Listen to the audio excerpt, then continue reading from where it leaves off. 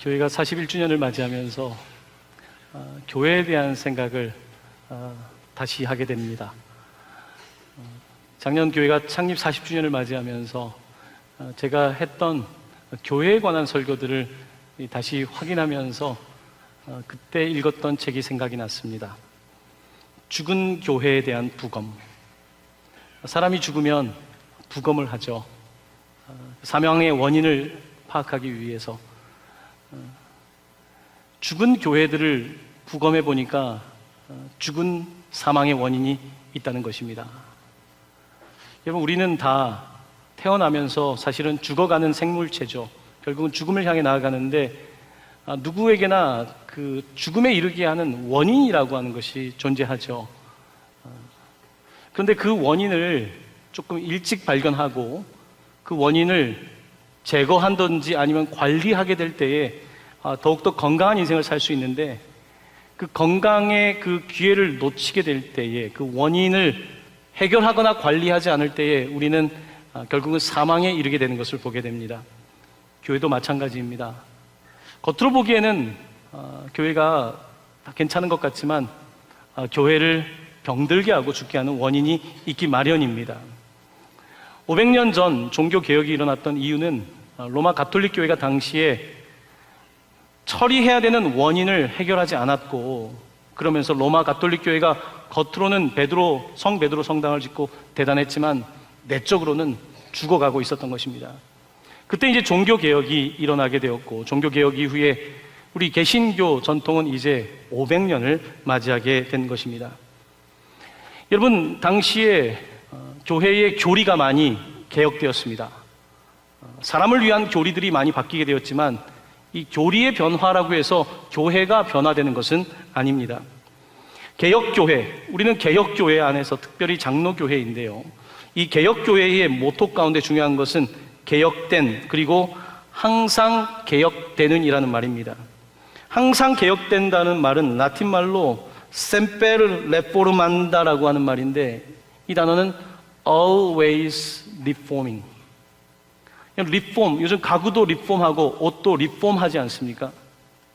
이것을 더욱더 살아있게 하기 위해서 리폼, 개혁이라고 하는 것을 하게 되는데, 개혁이란 500년 전에 있었던 하나의 사건이 아니라 always reforming, 계속해서 개혁되어져야 되는 교회를 우리가 바라보아야 된다는 것입니다. 오늘은 성서 일과에 따라서 데살로니가 전서 1장을 읽게 되었는데요, 데살로니가 교회의 이야기를 통해서 무엇이 교회인가, 교회의 본질은 무엇인가에 대해서 함께 그 의미를 좀 나누어 보고자 합니다. 데살로니가 교회는 어떻게 생겨났을까요? 데살로니가 교회가 생겨난 배경은 사도행전 17장에 아주 짧지만 명확하게 기록이 되어 있습니다. 여러분들과 함께 사도행전 17장 말씀을 한번 찾아보길 원하는데요, 데살로니가 전서로 돌아올 테니까 조금 붙잡아 두시고 사도행전 17장, 제가 가진 성경책으로는 신약성경 216페이지를 봐주시길 바라고, 혹 성경이 없는 분들이 있다면 옆에 있는 분들이 좀 같이 보셔도 좋을 것 같습니다. 사도행전 17장, 제가 1절부터 3절까지 교회가 어떻게 개척되었는지 개척 이야기를 한 소절 읽어드리도록 하겠습니다. 그들이 암바볼리와 아볼로니아로 다녀가 데살로니가에 이르니 거기 유대인의 회당이 있는지라.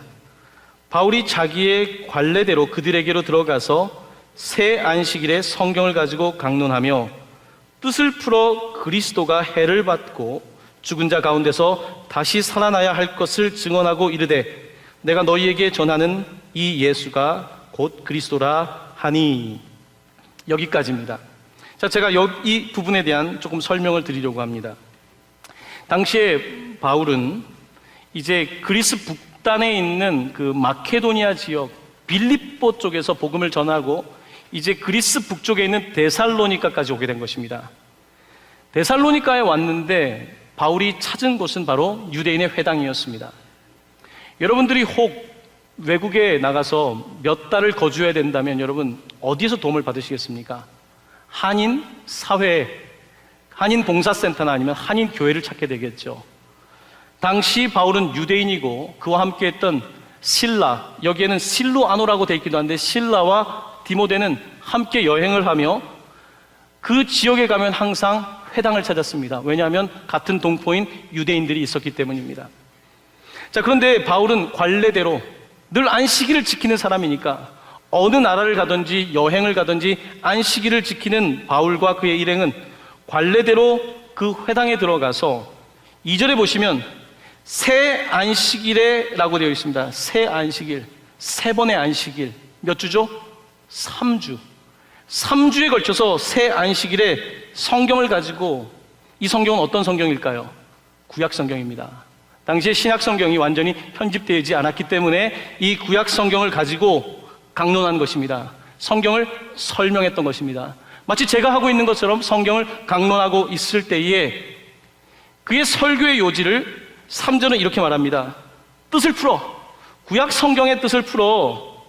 이 성경에 있는 내용이 무엇이냐면 그리스도, 메시아가 해를 받고 고통을 받고 죽은 자 가운데서 다시 살아나야 될 것, 곧 부활해야 되는 것을 증언하고, 그런데 그 메시아가 누구인가?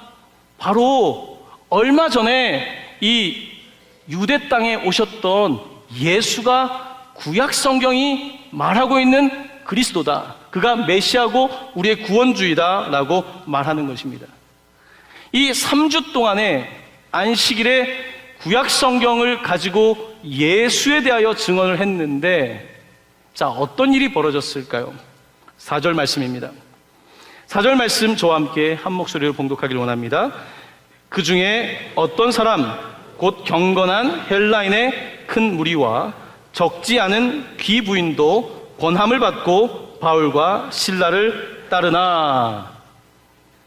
자, 누가 복음을 받아들였습니까? 경건한 헬라인, 유대인이 아니라 헬라인. 왜 헬라 사람들이 유대인들의 회당을 가서 안식일을 지키고 있었을까요? 여러분, 헬라 문화는 굉장히 세속적인 문화입니다. 그런데 세속적인 문화 가운데서 경건을 찾는 사람들이 있습니다. 우리 시대에도 교회를 다니지 않지만 세상에 물들지 않고 경건하게 사는 유형의 사람들이 있습니다. 그런 사람들이 유대인들에게 관심을 보이는 거예요. 왜 저들은 안식일에 돈은 안 벌고 저렇게 예배를 드릴까? 왜 저들은 아무것도 하지 않고 저렇게 철저하게 살아갈까? 경건한 사람들에게 유대인은 항상 관심의 대상이었습니다.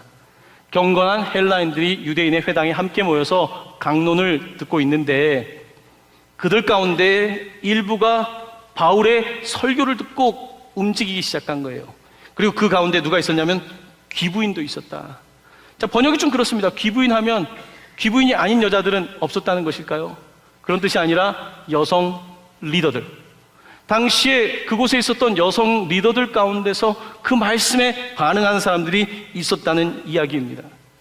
자, 오늘 이 데살로니가 교회의 개척 이야기에서 우리는 두 가지 중요한 사실을 발견하게 됩니다.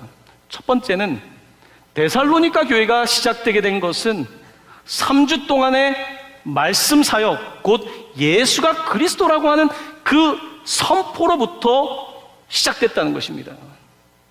교회는, 여러분, 세상의 조직은 어떻게 만드는지 모르겠지만 교회의 시작은 예수가 그리스도라고 하는 이 선포면 충분하다는 것입니다. 그런데 이 선포를 들을 때에 모든 사람이 반응하진 않습니다. 그 가운데 성경을 잘 안다고 하는 유대인들은 바울의 말에 별로 반응하지 않습니다. 오히려 그 가운데 경건한 헬라인들과 여성들 가운데 반응하는 사람들이 있었고 그들이 개척 멤버가 되었다는 것입니다. 오늘 이 본문 가운데에 우리는 교회의 아주 근원적인 힘은 말씀에 있다는 것을 보게 됩니다. 교회가 그러므로 말씀을 놓치게 되면 이것은 교회로서의 본질을 잃어버리는 것입니다. 그러므로 종교개혁가 루터도 다시 성경으로 돌아가자라고 말하는 것입니다. 우리도 계속해서 성경을 어떻게든지 조금 더 가까이 하기 위해서 성서 일과도 하고 있고 또 로마서 필사도 하고 있습니다. 이번 주에 한 초등학교 2학년 학생을 만나게 되었어요. 다른 이유 때문에 만나게 되었는데 그 부모님에게 놀라운 이야기를 들었어요. 초등학교 2학년 학생이 올 초부터 시작된 성서 일과를 빠뜨리지 않고 지금까지 하고 있다는 거예요. 부모가 억지로 시켜서 그럴 줄 알았어요. 억지로 시켜서 지금까지 하겠습니까? 매일마다 성서 일과를 하는데 저녁 시간이 되면 엄마가 분주하게 뭘 하고 있으면 엄마 나랑 같이 성서 일과 해야지. 아빠가 오시면 아빠 나랑 같이 성서 일과 해야지. 지금까지 성서 일과를 그렇게 하고 있다는 거예요. 여러분, 어떤 사람은 말씀을 들을 때 그렇게 반응하는 사람이 있어요. 그게 초등학교 2학년이 될 수도 있고 90세 어른일 수도 있고 헬라 사람일 수도 있고 귀부인일 수도 있습니다. 교회란 무엇일까요? 교회는 말씀에 반응하는 사람들이 모이는 것이 교회입니다. 바로 이것이 데살로니가 교회의 개척 이야기인 것입니다. 말씀은 참 신기합니다. 여러분도 경험하십니까? 내가 말씀을 읽고 있지만 오히려 말씀이 나를 읽고 있는 거죠. 내가 말씀을 붙잡고 있는 것 같지만 오히려 말씀이 나를 붙잡고 있는 것이죠. 이것이 성경이 가지고 있는 위대한 능력이 아니겠습니까? 오늘 우리는 또한 이 가운데서 두 번째 교회의 모습을 또 찾게 되는데요. 여러분들과 함께 사도행전 지금 읽었던 17절 이하의 말씀을 함께 읽을 텐데요. 자, 그런데 초대교회 이들에게 무슨 일이 일어났는지 한 사건을 여러분께 소개합니다. 5절 말씀을 보십시오. 그러나 유대인들은 시기하여 저자의 어떤 불량한 사람들을 데리고 때를 지어 성을 소동하게 하여 야손의 집에 침입하여 그들을 백성에게 끌어내려고 찾았으나, 자, 거기를 보십시오. 유대인들은 시기했다는 것입니다. 헬라 사람들과 여인들은 이 복음에 반응했는데 정작 성경을 알고 있는 유대인들은 시기하여 저작거리에 있는 불량한 사람들, 깡패를 데려다가 소동을 벌이겠다는 것입니다. 그래서 야손이라고 하는 표현보다는 요즘 영어가 더 익숙한 시대니까 이 이름은 제이슨입니다. 우리 교회에서 파송한 선교사 이름이 제이슨입니다. 이 야손의 집에 침입해서 이 바울과 실라와 디모데의 일행을 끌어내려고 하였는데 6절 말씀 계속 보십시오.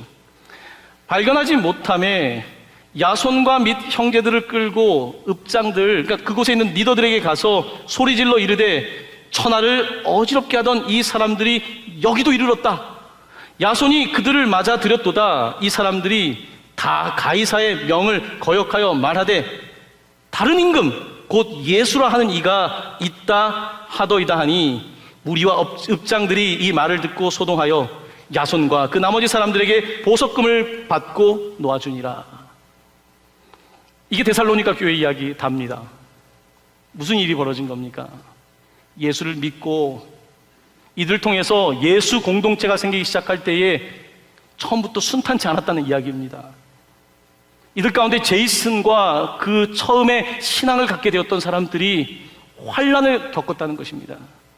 그곳에 있는 유대인들과 정치적인 또한 경제적인 결탁이 된 사람들이 와서 소동을 벌이고 그들에게 와서 너희들은 지금 계속해서 이 유럽을 돌아다니면서 소동을 피우고 있는 바울과 예수파라고 하는 무리들로부터 복음을 받아서 지금 정치적으로는 로마의 지배를 받고 있는 이 데살로니가 도시에 하나밖에 없는 임금인 가이사에게 대항하는 예수라고 하는 이름을 외치고 있다라고 말하면서 그들을 감옥에 집어넣은 것입니다.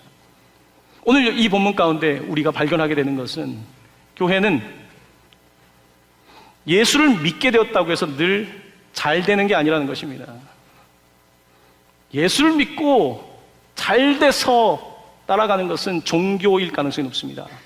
데살로니가 교회는 처음부터 예수를 믿고 오히려 환난과 어려움을 겪었습니다. 근데 환난과 어려움을 통해서 교회는 어떻던가요? 여러분, 기독교의 역사에서 가장 교회가 건강했던 때, 가장 교회가 능력 있었던 때는 환난이 없었던 때가 아니라 환난 속에서 오히려 예수를 붙잡았던 때가 아니겠습니까? 바로 데살로니가 교회는 이렇게 고난 속에서도 예수를 만나게 됩니다. 바울은 이곳에 오래 있질 못해요. 데살로니카에 얼마 있다가 이들이 이렇게 난리를 치니까 이들이 몰래 밤에 옆에 있는 도시인 베레아라고 하는 곳으로 이제 바울을 보내게 됩니다. 자, 이제 바울은 그리스 북단에 있는 데살로니카에서 남쪽으로 이동을 하게 되고 그쪽으로 내려오면 여러분 잘 아시는 아테네라고 하는 도시가 있고요. 아테네에서 차로 1시간 정도 가면 고린도라고 하는 도시가 있습니다. 바로 바울은 데살로니가에서 고린도와 이제 아테네까지 와서 복음을 전하게 됩니다. 이 남쪽에 도착해서 바울이 이 데살로니가 있는 교인들에게 편지를 보내고 있는 거예요. 2개의 편지를 보냈는데 첫 번째가 데살로니가 전서, 두 번째가 데살로니가 후서인 것입니다. 자, 이제 데살로니가 전서, 오늘 본문 말씀으로 함께 돌아가고자 합니다. 자, 편지를 보냅니다. 1장 1절을 보십시오. 바울과 실루아노와 디모데. 사도행전은 실루아노를 실라라고 쓰고 있고 바울은 항상 실루아노라고 쓰고 있습니다. 바울과 실루아노와 디모데가 편지를 보내고 있는데요. 2절 3절 말씀입니다. 2절 3절 말씀 저와 함께 한 목소리로 봉독합니다. 우리가 너희 모두로 말미암아 항상 하나님께 감사하며 기도할 때 너희를 기억함은 너희의 믿음의 역사와 사랑의 수고와 우리 주 예수 그리스도에 대한 소망의 인내를 우리 하나님 아버지 앞에서 끊임없이 기억함이니 아멘. 데살로니가 전서를 읽으면요, 바울의 마음이 느껴집니다. 얼마 전에 복음을 듣고 예수를 믿고 환난을 당했던 제이슨과 그 교인들을 생각하며 편지를 쓰고 있습니다. 데살로니가 성도 여러분, 제가 여러분들을 떠나서 베레아로 도망칠 때부터 밤이면 밤마다, 아침에 눈을 뜨면 눈을 뜰 때마다 저는 여러분들을 항상 생각할 때마다 감사하고 생각할 때마다 여러분을 위해서 기도하고 있는데 제 마음에 남는 여러분의 모습은 이것입니다. 여러분에게는 믿음의 역사, 사랑의 수고, 소망의 인내가 있었다는 사실을 나는 기억하고 있습니다. 바울은 그 이야기를 하고 있는 것입니다. 믿음의 역사, 무슨 뜻일까요? 이들은 그렇게 예수를 아는 사람들이 아니었습니다. 유대인들도 아닌 사람들이 많았어요. 근데 그들이 세 번의 안식일 말씀을 듣고서 예수가 주라는 그 말씀을 듣고 믿기 시작한 거예요. 이게 믿어진 거예요. 이게 믿어지니까 역사가 일어난 겁니다. 여러분, 교회 안에서도요, 놀라운 일들을 봐요. 교회 온 지 정말 몇 주밖에 안 됐는데 반응을 하는 성도들이 있어요. 제사학교 1단계 해보면 신앙생활을 이제 시작하는 분들이 있는데 막 믿음의 반응을 하는 분들이 보입니다. 믿음의 역사가 일어난 거예요.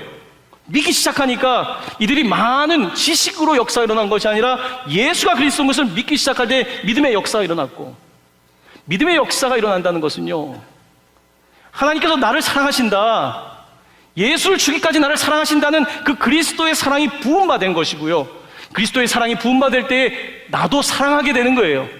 그래서 사랑의 수고를 아끼지 않는 것입니다. 옆에 있는 사람을 사랑하게 돼요. 억지로 되는 것이 아니라 내가 사랑받은 자이니까 사랑하게 되고, 사랑은 뭘 낳습니까? 소망을 낳습니다. 사랑이 견디게 하는 거예요. 자녀를 사랑하니까 부모가 고단해도 직장에서 견디는 거 아닙니까? 사랑하니까 소망을 갖는 것 아닙니까? 바로 데살로니가 교회는요, 믿음의 역사, 사랑의 수고, 소망의 인내를 갖게 되었다고 말합니다. 세 가지 여러분 한번 외우시면 좋겠습니다. 첫 번째, 믿음의 역사, 따라해 보시기 바랍니다. 믿음의 역사, 사랑의 수고, 소망의 인내. 한 번 더 따라해 보시기 바랍니다. 믿음의 역사, 사랑의 수고, 소망의 인내. 이것이 데살로니가 교회의 이야기입니다. 모든 교회는, 정말 아름다운 교회는 이 세 가지를 가지고 있습니다. 부천동강교회가 41주년을 맞이했는데요, 얼마 전에 우리 교인이 아니라 어떤 상가집에 갔다가 이 지역에 오래 사신 분과 함께 식사를 할 기회가 있었습니다. 그분이 저에게 이야기를 하더라고요. 동강교회 저는 처음부터 알고 있습니다. 교회는 다니지 않지만 41년 전 군용 천막에서 예배 드릴 때 그곳을 늘 지나다녔다는 거예요. 41년 전 신앙이 없는 그분에게 부천동강교회는 그냥 군용 천막에 그냥 사람들이 모이는 곳이었습니다. 근데 그분이 그러는 거예요. 지금 이렇게 세월이 지나고 동강교회를 보면 자기도 너무 신기하다는 거예요. 믿음의 역사. 그때 막 믿어서 막 뜨거우셨거든요.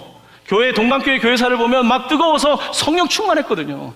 그때 막 믿음의 역사가 일어났던 거죠. 사랑의 수고하는 거예요. 이게 억지로 하는 게 아니라 수고하면서, 여기서 수고란 단어는 굉장히 힘들다는 뜻입니다. 사랑의 수고를 감당하는 거죠. 요즘 또 바자회 하느라고 막 수고하세요. 27회째. 보통 일이 아니거든요. 수고합니다. 그 수고가 있는 거예요. 제가 이번 주에 가까운 곳에서 이제 머리를 깎으려고 갔는데 좀 기다리는 시간에 한 이제 연세 드신 권사님이 지나가시더라고요. 그래서 제가 나가서 인사를 했어요. 권사님 어디 가세요? 이 시간에. 지팡이를 들고 천천히 걸어가시면서 목사님 저 기도하러 갑니다. 왜요? 지금 지혜 공동체가 이번 주 기도인데 제가 기도해야 될 시간이거든요. 그 무거운 몸을 이끌고 기도하러 가시는 거예요. 권사님 계단으로 내려가지 마세요. 기도하러 가실 때 비전실 옆으로 해서 절대로 계단 걷지 마세요. 넘어지면 안 되니까요. 여러분, 부천동강교회가 오늘 이렇게 있는 것은요, 사랑의 수고가 있는 거예요. 누군가 기도하고 있는 거예요. 지금도 중보기도실에서 기도하는 분들이 계시고요, 3부 때도 1부 때도 기도하는 분들이 있고 사랑의 수고를 하는 분들이 있는 것입니다. 이렇게 수고하는 교회들은 소망이 있습니다. 소망이 있어요. 부천동강교회는 제가 이름을 바꾼다고 하면 저는 이렇게 바꾸고 싶어요. 호프 철치, 희망의 교회. 부천동강교회는 희망이에요. 소망이에요. 특별히 여러분 잘 아시다시피 이 지역은, 요즘 최근에 오신 분들은 잘 모르실 수 있겠지만 이곳은 전도관이 있고 신앙촌이 있는 곳 아닙니까? 그리고 이 지역은 경제적으로 그렇게 넉넉한 지역이 아닙니다. 많은 분들이 실패를 경험하고 온 지역이에요. 이곳에 있는 많은 성도님들의 이야기를 신방 가서 들어보면 이 지역에 와서 아무것도 없을 때에 예수님을 만났고 동강교회 오게 된 것이 내 인생의 복입니다. 교회가 나에게 소망입니다. 나에게 희망입니다. 이렇게 말하시는 분들이 너무 많아요. 그게 동강교회 스토리입니다. 데살로니가 교회처럼 오늘 우리 교회도 믿음의 역사, 사랑의 수고, 소망의 인내, 이 세 가지를 간직하는 교회가 되어야 되는 것입니다. 그렇습니다. 오늘 바울은 데살로니가 교회를 기억하면서 너무 행복해하고 기뻐합니다. 그러면서 바울은 계속해서 성경을 좀 읽겠는데요, 5절 말씀 가보십시오. 복음의 능력을 이렇게 설명합니다. 제가 읽어드립니다. 이는 우리 복음이 너희에게 말로만 이른 것이 아니라 또한 능력과 성령과 큰 확신으로 된 것입니다. 우리가 너희 가운데서 너희를 위하여 어떤 사람이 된 것은 너희가 아는 바와 같으니라. 아멘. 3주 동안 바울의 일행과 말씀을 듣고 함께 지냈는데요, 그들이 뭘 받는지 아십니까? 말씀을 들었을 뿐만 아니라 진짜로 예수를 만나지 않았다면 어떻게 저렇게 살 수 있을까 하는 모습을 본 거예요. 데살로니가 2장에 가면요, 바울은 이야기합니다. 내가 여러분에게 방문했을 때 여러분에게 피해를 주지 않기 위해서 내가 텐트를 만들고 복음 사역과 노동을 함께하며 애쓰는 모습을 여러분 보았고, 여러분 그 모습을 보면서 우리를 본받는 사람이 되지 않았습니까? 그 이야기를 데살로니가 전서에서 계속해서 펼쳐나가는데요, 우리가 5절 이하에 읽은 이 표현은 그런 겁니다. 우리가 너희 가운데서 너희를 위하여 어떤 사람이 된 것은, 이것은 다른 번역본을 보면요, 우리가 여러분 가운데 함께 먹고 마시며 삶을 나눌 때 우리가 증명한 것처럼, 복음을 말로만 아니라 여러분께 이렇게 사는 것이다 라고 보여주고 증명했던 것 여러분이 잘 알고 있지 않습니까? 그러면서 6절 말씀입니다. 6절 말씀 함께 봉독합니다. 시작. 또 너희는 많은 환난 가운데서 성령의 기쁨으로 말씀을 받아 우리 주를 본받은 자가 되었으니. 아멘. 제가 환난에 대해서 사도행전을 통해 말씀드렸잖아요. 환난이 끝났겠습니까? 그 이후에 바울이 떠나고 얼마나 환난이 있겠습니까? 그런데 그들이 환난 가운데서 기뻐하고 있는 거예요. 환난 가운데서 성령을 받은 것입니다. 그래서 그들은 지금 바울과 실라와 디모데를 본받을 뿐만 아니라 주를 본받는 자가 되었다고 말하고 있는 것입니다. 여기서 본이라고 하는 단어는 영어로 example, 하나의 예시를 보여주는 것, 혹은 어떤 사인을 보여주는 것, 심지어 이 단어는 흉터라고도 번역할 수 있습니다. 본이 된다는 것은 하나의 자국이 있고 흉터가 있어서 그것을 보여주는 것입니다. 이렇게 데살로니가 교회는 이렇게 본이 되는, 모델이 되는 교회가 되었습니다. 7절에는 이렇게 말합니다. 그러므로 너희가 마게도냐와 아가야에 있는 모든 믿는 자의 본이 되었느니라. 자, 마게도냐, 아가야라는 단어를 여러분 성경을 읽다 보면 종종 읽게 되는데요. 마게도냐는 그리스 북단을 비롯한 그 위쪽에 있는 유럽 땅을 일컬어서 마게도냐라고 말합니다. 아가야는 어디냐면 아테네와 고린도를 비롯한 그리스의 남단을 일컫는 것입니다. 자, 이 말씀은 어떤 뜻이냐면 너희의 소식이, 너희의 소문이, 너희가 주를 본받는다는 소식이 북쪽과 남쪽에 다 퍼졌다는 거예요. 우리 대한민국으로 이야기한다면 여러분의 교회의 이야기가 백두부터 한라까지, 여러분의 교회의 이야기가 북쪽에서부터 남쪽까지 다 퍼지게 되었습니다. 데살로니가 교회, 이 아름다운 교회의 이야기가 이렇게 퍼지게 된 것을 나는 기뻐하며 여러분에게 이렇게 말하고 있는 것입니다. 이렇게 바울은 편지를 하고 있습니다. 이번 주에 무릎이 좋지 않아서 이제 수술을 하고 오랜 동안 지금 재활을 하면서 휠체어를 타고 제 방을 녹화하신 성도님이 계셨습니다. 교회 오시면서 너무 기뻐하시는 거예요. 목사님, 너무 보고 싶었습니다. 교회 너무 오고 싶었습니다. 함께 오셔가지고 병원 생활을 이야기하시더라고요. 제가 신방도 못 가고 그냥 전화로만 격려를 했었고 기도를 했었는데요. 목사님, 제가 병실에 있으면서 그분이 워낙 전도를 잘하시니까 하나님께서 그 병실에 또 다른 전도하는 분을 붙여주셨다는 거예요. 믿는 분 2분이 있고 나머지는 다 믿지 않는 분들. 병실에 있는 동안에 복음을 전하는데 이제 떠날 때에는 병실에 있는 모든 사람들이 복음을 받았다는 거예요. 이 동네뿐만 아니라 경상남도, 전라남도, 이 지역까지 지금 나와 함께 있는 병실에 있는 모든 사람들이 복음을 듣고 교회 가겠다고 이야기했다는 거예요. 물론 체크는 안 해봤습니다. 아플 때 교회 간다는 이야기 할 수도 있습니다. 하지만 여러분, 그런 게 중요한 게 아니지 않습니까? 복음을 전한 거예요. 어떻게 나도 아픈데 그곳에서 복음을 전해서 병실에 있는 모든 사람들이 예수를 믿게 되었고, 그 중에 이 근처에 있는 한 분은 동감길로 오겠다고 얘기를 했다는 겁니다. 그래서 저에게 웃는 모습으로 오셔서 막 기뻐하시는 거예요. 여러분, 병실에서 복음 전하기가 어렵습니다. 왜냐하면 일거수일투족이 다 보이니까요. 그냥 예수를 믿으라고는 할 수 있는데, 예수를 믿으라고 하는데 병실에서 24시간을 함께 보내는 사람의 삶이 보일 때에 전도한다는 것은 상당히 어려운 이야기입니다. 저는 이 성도님을 잘 알고 있습니다. 늘 웃는 얼굴이에요. 병실에서 하루는 그런 이야기를 하더래요. 그 남편이 병원을 방문했는데 그 옆에 있는 분이 남편인 걸 모르고 남자친구세요? 라고 물어보더래요. 이분이 깜짝 놀래가지고 우리 성도님이 아니 남편이에요 라고 이야기했더니 그분이 하는 말이 너무 반가워하길래 남자친구인지 알았죠? 라고 이야기했다는 것입니다.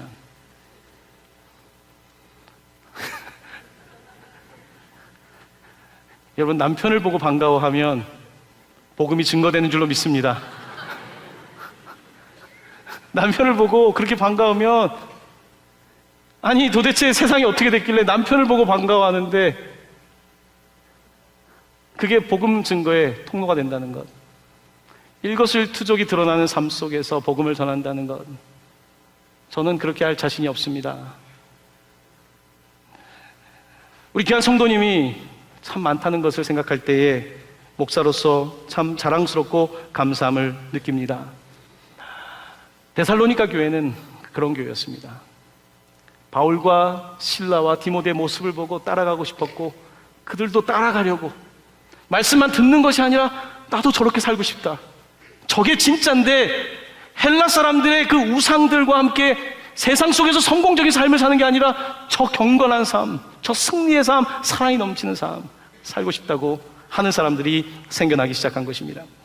이제 여러분들과 마지막 9절과 10절 말씀을 함께 읽기를 원하는데요, 예수를 믿는다는 것은 이런 것입니다.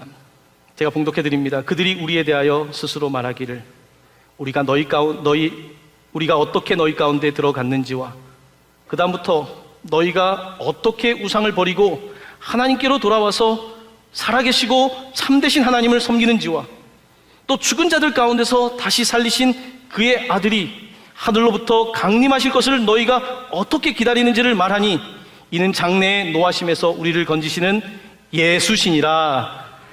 아멘. 예수시니라. 바울의 편지는 이 예수, 우상을 버리고 살아계신 하나님을 예배하는 이 놀라운 사건에 대하여 증언하며 오직 예수 그리스도가 데살로니가 교회의 주인이십니다 고백하고 있는 것입니다. 사랑하는 성도 여러분, 여러 가지 요즘 삶이 좀 힘들죠. 힘든 때입니다. 어떤 고고학자 팀이 데살로니가의 그 유적을 발견하려고 땅을 파기 시작했는데요. 그 파던 곳이 무덤이었나 봅니다. 그때 그 유물 가운데 등장했던 하나의 유물에 써있던 단어가 뭐였냐면 No hope, 희망이 없다. 죽음의 그곳에서 무슨 희망이 있겠습니까? No hope. 하지만 데살로니가 교회는 계속해서 hope, 희망을 말하는 교회였습니다. 이들의 삶의 희망은 예수 그리스도였던 거죠. 여러분, 교회 성도님들 가운데 막 희망이 없어서 때때로는 죽고 싶다고 하는 분들도 만나게 됩니다. No hope, 희망이 없습니다. 아닙니다. 세상에 희망은 없을지 모르지만 예수 그리스도께서 우리에게 희망이 되십니다. 소망이 되십니다. 능력이 되십니다. 우리는 그 예수를 주로 받았기 때문에 그 예수와 함께 우리는 세상을 충분히 이길 수 있습니다. 사랑하는 성도님들께 이 놀라운 데살로니가 교회처럼 여러분도 그런 교회가 되시고 옆에 계신 모든 분들이 그런 교회가 되고 우리가 그런 교회 되기를 예수님의 이름으로 간절히 축원합니다. 아멘.